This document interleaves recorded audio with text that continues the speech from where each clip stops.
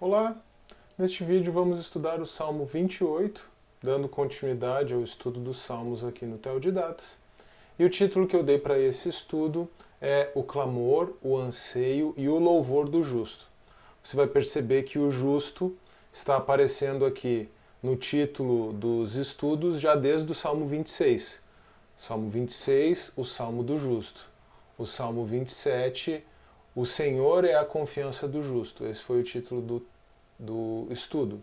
E agora, Salmo 28, o clamor, o anseio, há um anseio escatológico desse homem que é justo, que é justificado, e por fim, há o louvor do justo aqui neste salmo. Mas vamos para a leitura do salmo.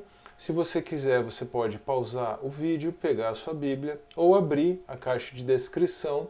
Aqui na caixa de descrição do vídeo você vai encontrar o texto do salmo com os subtítulos que eu coloquei ali para guiar o estudo, como eu tenho feito, e também um pequeno esboço desse nosso estudo. Tá bem? Então vamos à leitura do Salmo 28, o título inspirado, Salmo de Davi, meu primeiro subtítulo, O Clamor do Justo.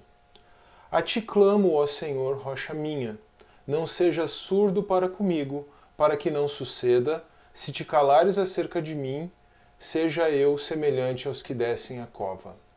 Ouve-me as vozes súplices, quando a ti clamar por socorro, quando erguer as mãos para o teu santuário. 2. O anseio por separação escatológica. Não me arrastes com os ímpios, com os que praticam a iniquidade, os quais falam de paz ao seu próximo, porém no coração têm perversidade. Paga-lhes segundo as suas obras, segundo a malícia dos seus atos. Dá-lhes conforme a obra de suas mãos, retribui-lhes o que merecem. E, visto que não atentam para os feitos do Senhor, nem para o que as suas mãos fazem, ele os derribará e não os reedificará. 3. O clamor vira louvor. Bendito seja o Senhor, porque me ouviu as vozes súplices. O Senhor é a minha força e o meu escudo. Nele o meu coração confia, nele fui socorrido. Por isso o meu coração exulta e com o meu cântico o louvarei. O Senhor é a força do seu povo, o refúgio salvador do seu ungido. Encerramento, ponto 4, encerramento. Invocação da salvação do Senhor sobre o seu povo. Salva o teu povo e abençoa a tua herança. Apacenta-o e exalta-o para sempre. Então, nessa sequência dos Salmos 26, 27, agora 28, nós temos ali, como eu mencionei, aparecendo sempre o justo no título dos Salmos, o Salmo do Justo. O Senhor é a confiança do justo, respectivamente Salmo 26 e Salmo 27. E agora, então, nós temos o clamor, o anseio e o louvor do justo. Nesse salmo aqui, nessa sequência, nós temos aí, então, o justo apresentando o seu discurso, ou a sequência do seu discurso, porque ele começa isso no Salmo 26, nós temos a sequência do discurso do justo na presença de Deus. E nós temos uma conexão muito especial deste Salmo 28 com a parte final do Salmo 26, no qual nós também notamos um vislumbre inicial desse anseio por separação escatológica. Algumas coisas que eu mencionei no estudo do Salmo 26 eu vou retomar aqui. Mas, nosso primeiro tópico, o primeiro ponto do esboço, o clamor do justo, nós vamos encontrar ali no verso 1 e no verso 2. E já logo no início, no verso 1, nós encontramos a expressão rocha minha.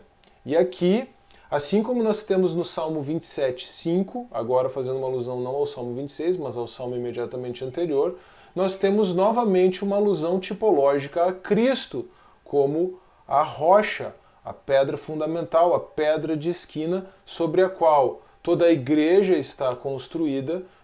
Nós temos aí Efésios 2:20, 1 Pedro 2, mas também não apenas a pedra fundamental da igreja, não apenas a rocha sobre a qual a igreja é edificada a partir da doutrina dos apóstolos e profetas, Efésios 2:20. A playlist sobre bibliologia vai começar exatamente trabalhando isso aqui no canal. Mas nós temos Cristo como o fundamento da vida individual. Aqui uma alusão evidente à parábola dos dois construtores, ao construtor que edifica a sua casa sobre a rocha, a parte final ali de Mateus 7, o encerramento do Sermão do Monte. Mas já nessa introdução, já nesse clamor inicial, Davi expressa o seu desejo de não ser semelhante aos que descem a cova. Então aqui nós temos esse anseio por separação escatológica, mas veja que interessante, aqui novamente, e talvez de forma até mais forte do que nós notamos no Salmo 26, o pavor de Davi, ele não está exatamente no lugar destinado para a condenação dos ímpios, o Hades ou o Sheol, na verdade o Hades como o local dos mortos, ou a Guiena, se você preferir, nessa distinção que nós podemos encontrar no Novo Testamento, mas o Davi, ele está apavorado, o temor, o anseio, o receio dele diz respeito à possibilidade de ter a companhia eterna dos pecadores. E isso introduz o segundo tópico, o verso 3, do verso 3 até o verso 5, o que eu chamei de anseio por separação escatológica. E aqui é interessante também lembrar algo que eu mencionei já no estudo do Salmo 26, algo que o Tom Wright, que é um dos maiores eruditos bíblicos da atualidade, o N.T. Wright, afirma.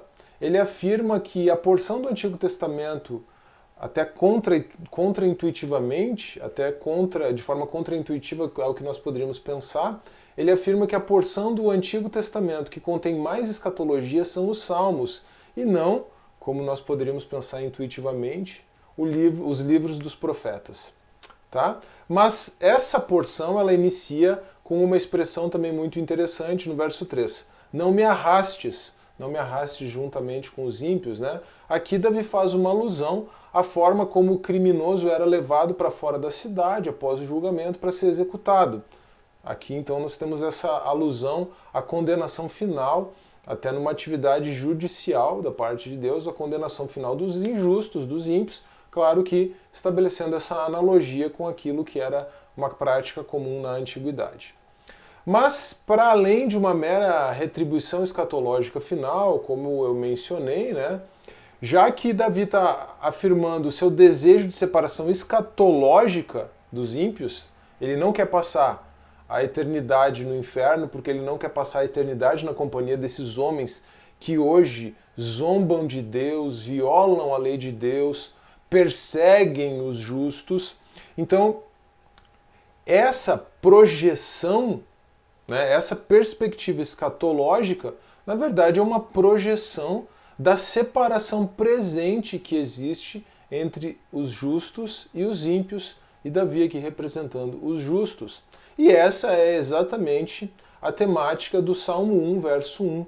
O tema do Salmo 1, verso 1, é do primeiro verso de todos os salmos, o primeiro verso do primeiro salmo, falando da felicidade do homem que não se mistura aos pecadores. Não se mistura agora e não deseja se misturar com eles na eternidade. Bom, o clamor, mas assim, é claro que Davi não está apenas clamando a Deus para não ser misturado com os pecadores no futuro, porque ele não quer estar na presença deles, não suporta a presença deles no sentido das suas práticas pecaminosas. Davi está também clamando a Deus por justiça, para que Deus execute justiça, redimindo os justos, ou melhor, os justificados, na perspectiva da reflexão introduzida pelo Salmo 26, para que Deus redima os justos, mas também condene os ímpios, executando o justo juízo. Esse clamor que nós encontramos também nos lábios de Davi, ele é um clamor que está ligado à justiça de Deus na perspectiva de quem Deus é, e não de quem Davi é ou de quem nós somos. Davi, não, em outras palavras, Davi não está clamando que os pecadores sejam condenados porque ele se acha melhor do que eles, e nós não deveríamos pensar assim, exatamente. Mas Davi está clamando a Deus para executar justiça, pensando em quem Deus é. Deus é justo, aquela santidade, aquele pecado, ofende a santidade de Deus, e por isso Davi está ansiando para que Deus execute a sua justiça. Esse clamor por justiça está ligado a quem Deus é e não a quem Davi é. Essa é uma observação feita por João Calvino. Tá? Se nós pensarmos no presente, tomando essa projeção escatológica como uma reflexão e pensarmos no presente, como pecadores que fomos regenerados pela graça de Cristo, então nós devemos nos compadecer dos ímpios e clamar pela sua conversão mediante arrependimento, dando testemunho de Cristo e pregando o Evangelho. E isso é pensando no presente, a justiça não é nossa. Agora, pensando no futuro, no entanto, pensando no futuro, nós compreendemos que a justiça de Deus se manifestará em castigo eterno contra aqueles que não se dobrarem a Cristo no presente. E nós vamos concordar com Deus, vamos concordar com isso, vamos concordar com Deus porque Deus é bom e justo. O que Davi faz aqui é deixar bem claro que ele não quer de jeito nenhum estar na companhia dos ímpios, no seu destino eterno, e Davi concorda com a justiça de Deus. Davi concorda que Deus é bom e que Deus executa um justo juízo ao condenar os ímpios. Claro que isso aqui também reflete, de certa forma, a própria experiência de Davi. E aqui uma alusão ao Salmo 20 e ao Salmo 21 também é interessante, até mesmo porque Davi fala aqui no Salmo de vitória, né, isso ele vai falar mais para frente, agora nessa terceira porção, e também encerra com o aspecto coletivo, fazendo uma alusão ao povo. Então a experiência do clamor diante da guerra e da vitória na guerra, Salmo 20 e Salmo 21, também, de certa maneira, está reproduzida aqui. Mas aí na terceira porção, que é a porção talvez mais significativa desse salmo, do verso 6 até o verso 8, o clamor vira louvor. Aqui é importante a gente relembrar a diferença entre lamento e murmúrio. Podemos dizer que no começo, ali, com aquele clamor inicial, especialmente, Davi está apresentando uma lamentação, uma espécie de lamentação. Lembrar também, eu fiz essas considerações no vídeo introdutório e no vídeo sobre o Salmo 25 em especial. Lembrar também que a lamentação é um tema recorrente nos salmos, tá? E aí então nós vamos notar que neste salmo a tristeza de Davi, a lamentação de Davi, não a murmuração, a tristeza de Davi se converte ao final em louvor. E essa é a experiência que nós temos quando de fato nos achegamos à cruz de Cristo, colocamos a nossa ansiedade existencial, damos vazão à nossa ansiedade existencial diante de Cristo, experimentamos na prática, vivenciamos a teologia da cruz. E aqui, para ilustrar essa situação, uma citação de Charles Spurgeon. As tristezas de Davi o tornavam eloquente no santo salmodiar. Então a gente vê o clamor, a tristeza, o lamento se transformando ao final, encontrando paz, encontrando resposta, encontrando segurança em Cristo, em Deus, o lamento, o clamor, a tristeza se transformando em louvor. Nós vimos que o salmo inicia com uma alusão à rocha. Agora aqui, a rocha, que é Cristo, vira escudo. Mais precisamente no salmo, no verso 7, desculpe. O Senhor é a minha força e o meu escudo. Antes o Senhor era a rocha, agora ele é força e escudo. Força, porque não está em nós a capacitação para a vida espiritual. A capacitação para a vida espiritual vem de Deus, ou melhor, mais especificamente, na revelação de Deus em Cristo, a capacitação para a vida espiritual vem de Cristo, cujo fardo é leve e cujo jugo é suave. É uma alusão aqui a Mateus 11:30, e por meio de Cristo, então, essa capacitação nos é comunicada, ou a partir de Cristo, essa capacitação para a vida espiritual nos é comunicada pelo Espírito Santo. E ele também é escudo, não somente força, mas escudo porque nos protege de todas as investidas do diabo. E aqui vale lembrar de Efésios 6, versos 10 a 20, da armadura de Deus e especialmente do escudo da fé, no verso 16 de Efésios 6.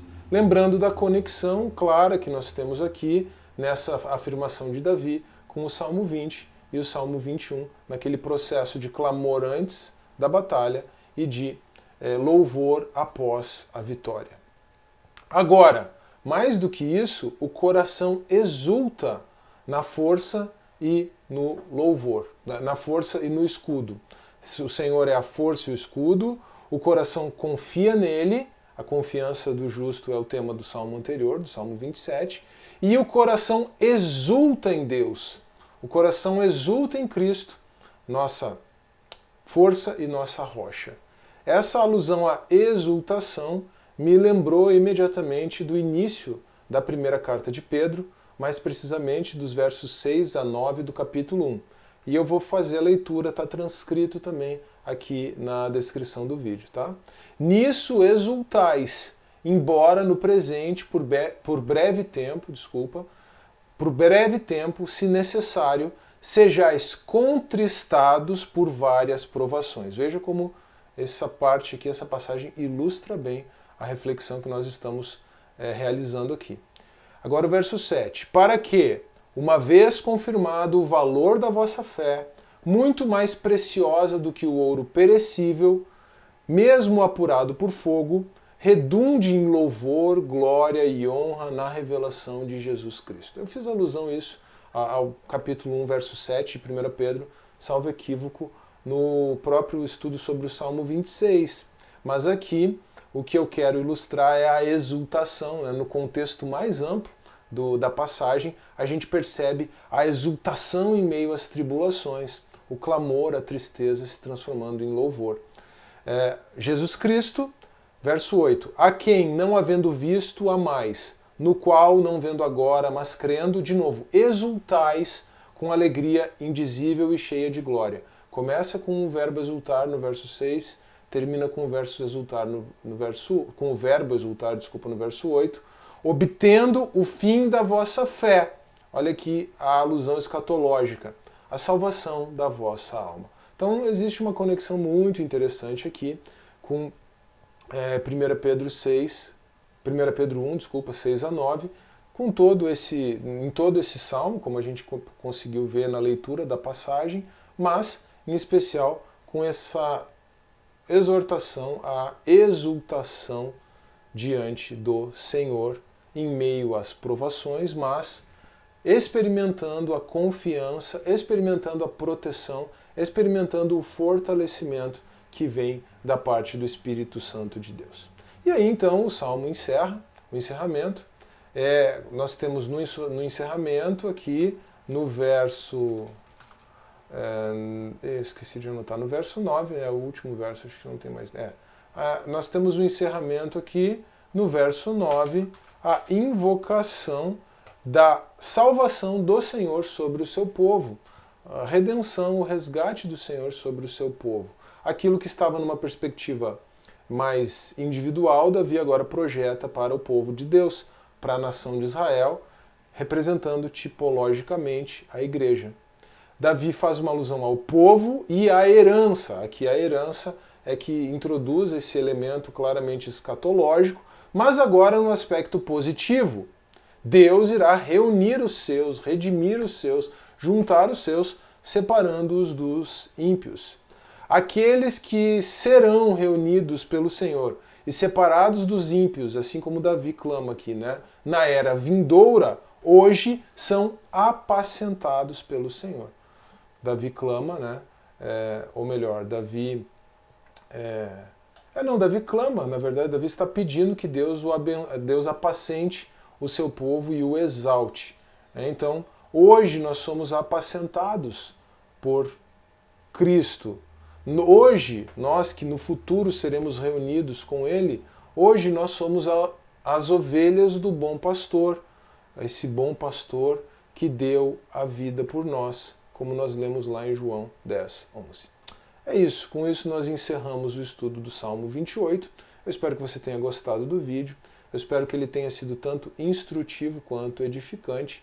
Se foi esse o caso, não se esqueça, por favor, de deixar o seu like no vídeo, de se inscrever no canal, de deixar o seu comentário, isso também é sempre muito importante nos vídeos aqui, de compartilhar esse vídeo com seus amigos, com seus irmãos em Cristo e incentivar eles também a acompanharem o canal, a se inscreverem aqui. Tá bem? Um forte abraço, que Deus abençoe e até a próxima.